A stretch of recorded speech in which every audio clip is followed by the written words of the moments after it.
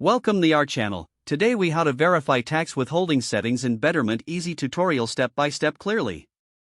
To verify your tax withholding settings in Betterment, start by logging into your Betterment account.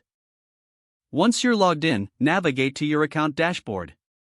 Look for the tax or tax settings option in the menu. Click on tax settings to access your tax withholding information. You will see your current withholding settings displayed on the screen. Review the percentage of your income that is currently being withheld for taxes. If you need to make changes, locate the Edit button next to your withholding settings. Click on the Edit button to enable modifications. Enter the new percentage you want to set for tax withholding. Make sure to double-check the accuracy of your entry. Once you're satisfied with the new amount, look for the Save button. Click Save to update your tax withholding settings. You should receive a confirmation message indicating your settings have been updated. If you have further questions about your withholding, consider visiting Betterment's Help Center. It may provide additional resources tailored to your needs.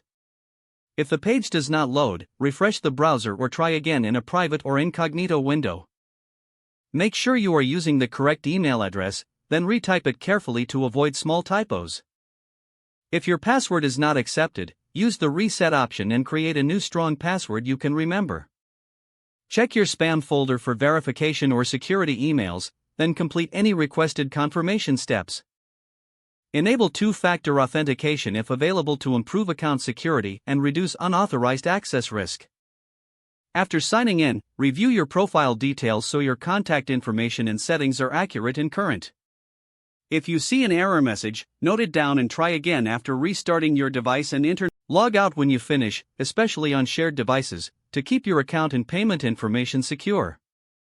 If the page does not load, refresh the browser or try again in a private or incognito window. Make sure you are using the correct email address, then retype it carefully to avoid small typos. If your password is not accepted, use the Reset option and create a new strong password you can remember. Check your spam folder for verification or security emails, then complete any requested confirmation steps. Enable two-factor authentication if available to improve account security and reduce unauthorized access risk. Don't forget to like this video and subscribe to our channel for more step-by-step tech guides.